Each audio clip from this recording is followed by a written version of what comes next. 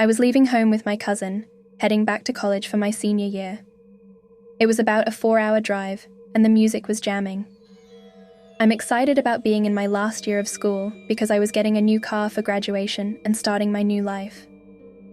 I say that because this is my 4th year taking this journey, and I've always been paranoid about the drive, having an older car, not knowing if it would make it or not. What made it even scarier, I never had a cell phone. Now, mind you, this is 2000, so cell phones wasn't as popular as they are now. Plus, my pops was old school and said, "You're good, I have that car under control."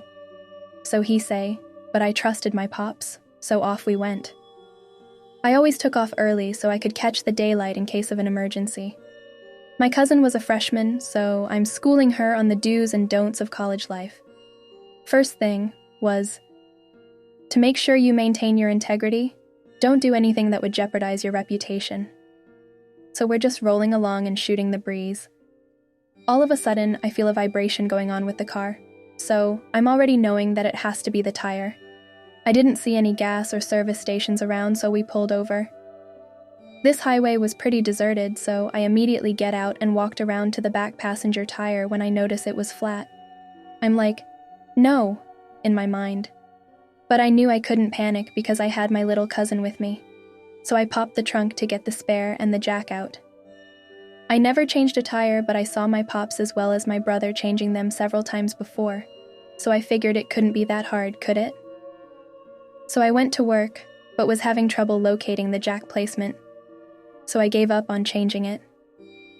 I looked at my cousin as she was leaning out of the passenger window. She was like, "What are we gonna do?" I was like, "We might have to walk to the next gas station to call for help." After saying that, a red pickup truck drove up behind my car. This guy, an older man, about 55, skinny and grungy looking, got out and said, "You need some help?" I felt relieved and said, "Yes." He begun to change the flat and was done so quick. I was so happy, so I told him, "Thank you, sir, let me give you something for changing the tire." As I was putting the stuff in the trunk, he was like, "No, you don't have to give me no money, but you can show me your breasts." I was shocked. I wasn't expecting that response. I was standing at the back of the trunk with him, my cousin hanging out of the passenger window, but she couldn't hear what was being said. So, I said, "Hell no," and immediately started running to the front of the car on the passenger side, screaming to my cousin, "Roll up your window, lock your door." I made it around to my door and jumped in. My cousin was crying and is like, What's going on?"